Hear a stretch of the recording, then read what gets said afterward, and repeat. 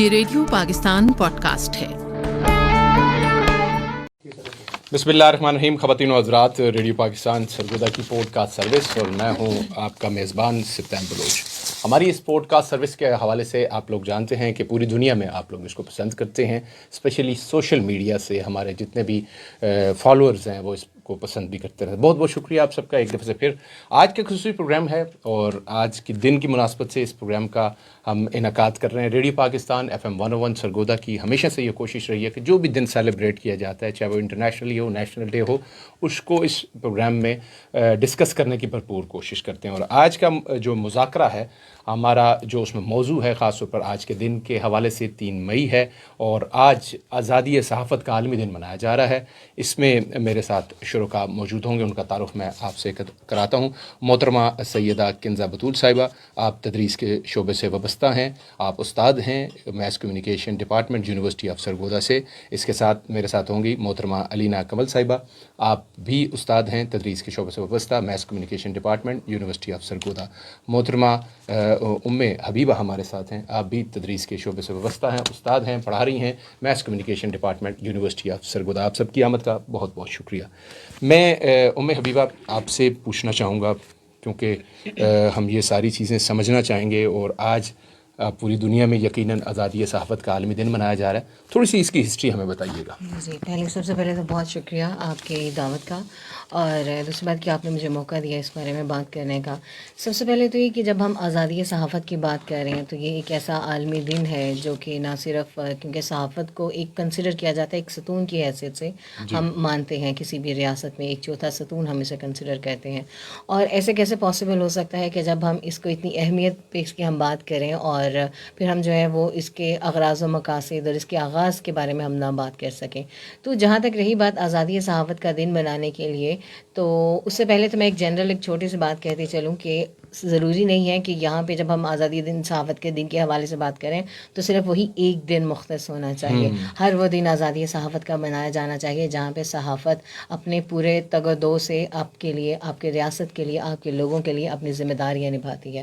اور جہاں تک رہی بات عالمی دن کے حوالے سے، تو باقاعدہ طور سے جب اس کا انعقاد کیا گیا اقوام متحدہ کی جانب سے 3 مئی 1993 میں جو ہے یہ اس چیز کا انعقاد کیا گیا کہ آزادی صحافت کا بھی ایک دن منایا جانا چاہیے جہاں پہ باقاعدہ طور پہ لوگوں کی خدمات کو سراہا جائے، جنہوں نے اس شعبے میں اپنی خدمات سر انجام دی، ان کو خراج تحسین پیش کیا جائے، جنہوں نے مزید اس کے حوالے سے اگر ہم بات کریں تو آپ نے دیکھا ہوگا کچھ ایسے بھی واقعات ہمارے سامنے آتے ہیں، کچھ ایسے ایونٹس ہمارے سامنے آتے ہیں جہاں پہ اس ہی شعبے سے ریلیٹڈ افراد جو ہیں وہ اپنی جان کی بازی تک ہار جاتے ہیں، ان کو خراج تحسین پہنچانا، یہ ساری چیزیں۔ اور رہی بات کہ صحافیوں کے تحفظ تک کی بات رہی، ان کی جاب سیکیورٹیز، ان کی اس کے حوالے سے ان کی جان کی سیکیورٹی اور تمام چیزوں کو مد نظر رکھتے ہوئے ایک رائے عمل جو ہے، ایک راہ عمل جو ہے ایک بنانے کی کوشش کی گئی، جس کا مقصد یہ تھا کہ ان کے لیے ایک دن مختص کر دیا جائے جہاں پہ وہ باقاعدہ طور پہ اپنی اب بات کو جو ہے وہ سامنے لا سکیں، جو ان کے کنسرنز ہیں، جو ان کے خدشات ہیں، ان کے بارے میں بات کر سکیں، اور ریاست کی طرف سے بھی جو ہے وہ ان چیزوں کو سراہا جا سکے، نہ صرف ریاست بلکہ عوام کی طرف سے بھی۔ تو دن کا انعقاد تو ہم نے کر دیا، اور تب سے لے کر اب تک جو ہے کوشش کی جاتی ہے کہ جتنے بھی ڈفرینٹ پلیٹ فارمز ہیں، جو ڈفرینٹ ادارے ہیں جو اس سے صحافت سے منسلک ہیں، ان کے توسط سے ہم اس دن کو مناتے ہیں، اور جو ہے وہ بڑے لیول سے لے کر لوکل لیول تک، اگر آپ صرف سرگودا شہر کے حوالے سے بات کرتے ہیں، ڈفرینٹ ہمارے پاس آ جاتے ہیں پریس کلبز وغیرہ، دوسرے تیسرے، آپ دیکھیں گے کہ باقاعدہ طور پہ وہاں پہ انعقاد وغیرہ ان چیزوں کا کیا جاتا ہے۔ ٹھیک، میں آپ کی جانب دوبارہ سے بھی آؤں گا۔ اس وقت سیدہ کنیز بطول صاحبہ، میں آپ سے پوچھنا چاہوں گا، جیسے ابھی انہوں نے بات کی، تاریخ کی بات کی، سارا بتایا، پریس کلب میں انعقاد بھی کیا جاتا ہے، اور اس کا اجاگر کرنے کا مقصد یہی ہے کہ 3 مئی 1993 سے لے کر آج تک جو ان کا کردار ہے اس کو ٹریبیوٹ پیش کیا جا سکے۔ اب آپ مجھے بتائیے گا کہ چیلنجز کیا کیا ہیں بطور صحافی، ایک صحافی کو جو وہ فیلڈ میں کام کرتا ہے، اسپیشلی اس کے لیے جو نیوز روم میں ہے یا ہر جگہ پہ جہاں کہیں موجود ہوتا ہے، ایک صحافت کے جب اس کے اوپر ٹیگ لگ جاتا ہے، اسے چیلنجز کون کون سے بہت شکریہ پہلے تو آپ کے پروگرام میں آنے پر، اور بہت میں خود بھی فخر محسوس کر رہی ہوں کہ اپنی اسٹیٹ کا ایک یہ چینل، یہ میڈیم جہاں پہ ہم اپنی آواز لوگوں تک پہنچا سکتے ہیں۔ اور جس طرح آپ نے بات کی کہ کیا چیلنجز درپیش ہیں ہمارے صحافیوں کو. تو اس سے پہلے اگر ایک تنظیم ہے صحافیوں کی رپورٹرز وداؤٹ بارڈرز, ان کی اگر رپورٹ کو دیکھیں تو وہ یہ کہتے ہیں کہ 180 ممالک میں سے 70% ممالک میں صحافیوں کے لیے ابھی بھی جو ماحول ہے وہ بہت ابتر ماحول ہے. ایسا ماحول ہے جہاں پر انہیں ان کے پراپر حقوق نہیں دیے جا رہے. تو 8% ممالک جو ہیں ان میں بہتری جو ہے وہ دیکھی جا سکتی ہے. لیکن اگر ہم دیکھیں چیلنجز کو تو ایک صحافی کو بڑے انیشیل لیول پر جو چیلنجز کا سامنا کرنا پڑتا ہے جب وہ سٹارٹ کرتا ہے, اگر وہ فیلڈ میں رپورٹنگ سے سٹارٹ کر رہا ہے تو اسے رپورٹنگ میں بڑے معتبر حلقوں کی طرف سے بڑی معاملات میں جہاں پر وہ جس طرح کی رپورٹنگ کر رہا ہے, جس بیٹ کی وہ رپورٹنگ کر رہا ہے, اس سے بڑا ظاہری سی بات ہے جب ہم کتابوں میں پڑھتے ہیں تو ہم کہتے ہیں کہ رپورٹر کو غیر جانبدار ہونا چاہیے, بڑی آبجیکٹیو صحافت کرنی چاہیے, آبجیکٹیو جرنلزم ہونی چاہیے, چیزوں کو بڑے جیسے دیکھیں ویسے آپ رپورٹ کریں. لیکن جب ہم پریکٹیکل وے میں آتے ہیں تو وہیں پر آ کر وہ آپ کی تھیریٹیکل وے بہت پیچھے رہ جاتے ہیں. پہلا چیلنج ہی آپ کا اکیڈمیا کا چیلنج آ جاتا ہے ایک صحافی کہ ہم پڑھ کے کیا آئے ہیں اور ہمیں فیلڈ میں کیا دیکھنا پڑا ہے, پہلا چیلنج. دوسرا چیلنج اس کے لیے یہ آ جاتا ہے کہ جب وہ ان چیزوں کو آرگنائزیشن کے ساتھ بیسڈ کرتا ہے, آرگنائزیشنل پالیسی کے ساتھ, تو دوسرا چیلنج وہاں پر آ جاتا ہے. اب آپ اپنے ہی ملک میں, ہمارے ملک میں مختلف شہروں کی صورتحال دیکھیں کہ وہاں پر صحافیوں کے ساتھ کس طرح ایون کہ زد و کوب کیا جاتا ہے, ان کے کیمریز جو ہیں وہ لے کر توڑے جاتے ہیں, ان کو رپورٹنگ سے روکا جاتا ہے. کہ کیوں, یہ سب کیوں؟ ایک خوف اور ڈر کی فضا, ایک پورا کینوس بنایا جاتا ہے کہ آپ نے اس سے آگے کچھ نہیں دکھانا, اس سے آگے کچھ نہیں بتانا, اس سے آگے کچھ نہیں سنوانا. سو یہاں پر جہاں پر صحافت کو پھر اپنی ذمہ داریوں سے سبق دوش ہونا پڑتا ہے. مطلب انہیں یہ مطلب سمجھ ہی نہیں آتی اس چیز کے حوالے سے کہ کیا چیز ہم دیں اور کس چیز کی وجہ سے ہمارے رائٹس جو ہیں وہ پروٹیکٹ ہوں گے. سو یہ سارے چیلنجز انیشیل سے لے کر ہائی سوسائٹی تک, ہائی لیول تک, 0 to 10 each and every time انہیں فیس کرنے پڑتے ہیں. ٹھیک, ان کو فیس کرنے پڑتے ہیں, چیلنجز فیس کرنے پڑتے ہیں. محترمہ علینا کمل صاحبہ, میں آپ کی جانب آؤں گا. اور ہسٹری کی بات کر لی, چیلنجز ہم نے دیکھ لیے, اب ذمہ داریاں بھی ہیں ساتھ میں. ایک تو انہوں نے ادارے کے حوالے سے ساری چیلنجز کی بات ہوگی, ذمہ داریاں کیا ہیں. آپ نے دیکھا کہ دو طرح کی ہمارے سوسائٹی میں صحافت کی جاتی ہے. ایک تو بالکل ہی جو جناب کہیں ایمانداری سے بس ڈٹے ہوئے ہیں, ان کے حالات بھی سب نے دیکھ لیے. لیکن جو دوسری جانب ہے جو شاید صحافت نہیں ہے, کچھ اس کا لبادہ اوڑے ہوئے چیزیں, اس کے بارے میں تھوڑا سا ہمیں بتائیے گا. شکریہ. دیکھیے بالکل آپ نے صحیح بات کی ہے کہ دیر آر پیپل جو کہ یہ صحافت کا لبادہ اوڑھ کے وہ کام کر رہے ہیں. اس کو پھر آپ ایسے بھی دیکھ لیجئے کہ وہ لوگ جو شاید صحافت سے تعلق نہیں رکھتے, یعنی کہ نہ انہوں نے صحافت پڑھی, نہ ان کا کوئی صحافتی بیک گراؤنڈ ہے, لیکن آج وہ صحافت کی کرسی پہ بیٹھے ہوئے ہیں, ٹھیک ہے, اور وہ جو ایکچوئل میں صحافی ہیں وہ آج بھی شاید فیلڈ میں ہی دھکے کھا رہے ہیں. تو یہ ایک طرح سے چیلنج تو ہے ان کے لیے کہ کیا جو انفارمیشن پہنچائی جا رہی ہے وہ ایکچوئل میں صحافی بھی ہیں یا نہیں ہیں. کیونکہ اگر تو وہ صحافی ہیں تو وہ زیادہ بہتر طریقے سے اس کو انڈرسٹینڈ کر سکتے ہیں اس کے چیلنج کو. اگر وہ نہیں ہیں تو پھر کیا پرابلم ہے. اس کے اندر پھر مجھے لگتا ہے کہ ذمہ داریاں جو ہیں وہ آرگنائزیشن کی زیادہ ہیں, میڈیا ہاؤسز کی زیادہ ذمہ داریاں ہیں کہ کن لوگوں کو ہائر کر رہے ہیں اور ان کی ایڈیٹوریل پالیسی اور ان کی صحافیوں کو پروٹیکشن کی پالیسی کتنی زیادہ اسٹرکٹ ہے. اگر تو اپنے صحافیوں کو پروٹیکٹ نہیں کر پا رہے ہیں اور ان کی ایڈیٹوریل پالیسی جو کمپرومائزڈ ہے تو پھر تو ظاہر سی بات ہے ایک ایتھیکل پرابلم بھی ہے. اور اگر آپ آج کے دن کی بات کرتے ہیں تو وہ انہی چیزوں کو پروٹیکشن کے لیے ہی ہے کہ ایڈیٹوریل پالیسی آپ کی فری ہو, آپ کے جرنلسٹ فری ہو, فری ٹو رپورٹ ہو. تو اگر وہ نہیں ہے تو پھر یہ سارے پرابلمس کو ہی ہائی لائٹ کرنے کے لیے دن بنایا گیا. ٹھیک. حبیبہ, میں آپ سے پوچھنا چاہوں گا خاص طور پر جو آگے دور تھا, کیونکہ ہماری سوسائٹی جو خواتین کو کم ایکسیپٹ کرتی ہے, specially mass communication media field میں, اب خیر خواتین نے بھی یہ بات ثابت کی ہے کہ وہ کسی بھی میدان میں پیچھے نہیں رہ رہی. آپ کیا دیکھتی ہیں, خود بھی ایک خاتون ہیں آپ تدریس کے شعبے سے بھی وابستہ ہیں, اور ایک جو فیلڈ میں خواتین رپورٹنگ کرتی ہیں, ایک تو ہوتا ہے نا اندر اسٹوڈیو اینڈ پہ ہے, کافی حد تک کہہ سکتے ہیں کہ وہ انوائرمنٹ جو ہے اس کا پروٹیکٹیڈ ہوتا ہے, وہ وہاں پہ بھی ہراسمنٹ اور دوسری چیزیں موجود ہیں اپنی جگہ پہ. لیکن جو فیلڈ میں ہے ایک چیلنجز, اس کو سامنا کیا ایک خاتون صحیح طریقے سے وہ کر رہی ہے وہ ساری چیزیں مکمل؟ अच्छा, यहाँ पे ना मैं आपकी बात से किसी हद तक मुत्तफ़िक भी हूँ और किसी हद तक वो एक बात की बात है कि मैं ख़ुद भी एक वाक़या शेयर करना जी, ज़रूर, चाहूँगी। ज़रूर। जब मैं ख़ुद जाना चाहती थी एक सहाफ़त के शोबे में। अब ऐसा है कि जब मैंने मैस कॉम में जब मेरा एडमिशन हुआ था, तो मेरा जो पैशन था ना वो रिपोर्टिंग था। मुझे बहुत शौक़ हुआ करता था कि मुझे इस तरफ को आना है, और लेकिन अल्लाह ताला को मंज़ूर, अल्लाह ताला की हर काम में यकीनन बेहतरी होती है। तो एक छोटा सा वाक़या मैं आपके साथ शेयर करती हूँ। जो आपने पूछा ना कि एक मेल डोमिनेंट सोसाइटी अगर हम बात करें ना, अब तो हालात कदरे बदल चुके हैं। अब यहाँ पे बहुत सारी चीज़ें ऐसी हैं जहाँ पे ख़वातीन ने अपने आप को मनवा भी लिया, लेकिन एक वो दौर है जहाँ पे एक बच्चा एक मिसाल देती हूँ कि एक बच्चा है, वो अपनी डिग्री कंप्लीट करने के बाद जाता है, एक 21-22 साल का एक बच्ची है, वो जाती है किसी इदारे में अपनी CV लेकर कि सर मुझे सहाफ़त से बड़ी लगाव है, तो मुझे यहाँ पे रिपोर्टिंग के लिए करना है, तो मुझे अपॉर्चुनिटीज़ वगैरह बता दी जाएँ। और उस बच्ची को सर से पैर तक देखा जाता है और कहा जाता है कि मैडम आपके मुताबिक नहीं है ये जगह। आपको पता है यहाँ पे किस किस्म के लोग होते हैं, और मैट्रिक से आते हैं या मेंटल लेवल उनका क्या होगा, तो ये सारी चीज़ें। तो मेरा ख्याल है कि उस बच्ची के जहन पे उस वक़्त वो क्या चीज़ें रही होंगी कि जो एक पूरे पैशन के साथ जाता है। एक 21-22 साल की एक बच्ची जाती है, अपने आप में वो सारा कॉन्फिडेंस लेके जाती है कि मैं जाऊँगी और इसके बाद से मैं एक रिपोर्टिंग की फील्ड में आऊँगी। तो ये सारी चीज़ें जो है ना, किसी हद तक ये अभी भी अगर मुझे वो याद आए ना, एंड बाय द वे वो बच्ची कोई और नहीं, वो बच्ची मैं खुद थी जब मेरी डिग्री उस वक्त कंप्लीट हुई थी।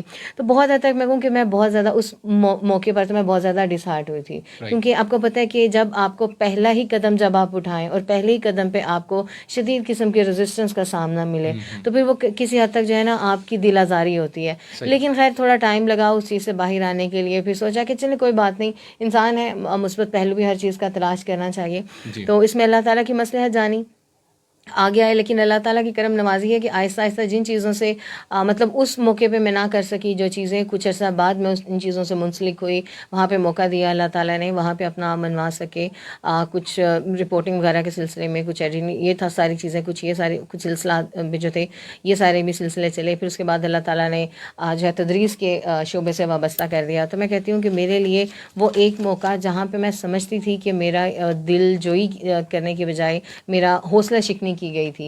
लेकिन वही लम्हा मैं कहती हूँ कि अब अगर मैं देखती हूँ कि अगर मैं शायद वहाँ पे होती या किसी तरीके से होती, तो शायद मैं तदरीस के शोबे से ना वाबस्ता हो पाती। लेकिन चैलेंजेस वहीं पे मौजूद हैं। चैलेंजेस अभी भी वहीं मौजूद खातून स्पेशली जाना चाहती है उसके लिए है, लेकिन कदरे बेहतर हो रहा है, कदरे बेहतर हो रहा है, क्योंकि आजकल जो दौर है वो थोड़ा डिजिटलाइजेशन का दौर है। तो यहाँ पे हमारी ख़वातीन को वो कॉन्फिडेंस उन पे पहले से बिल्डअप कर दिया जाता है। ठीक हो गया।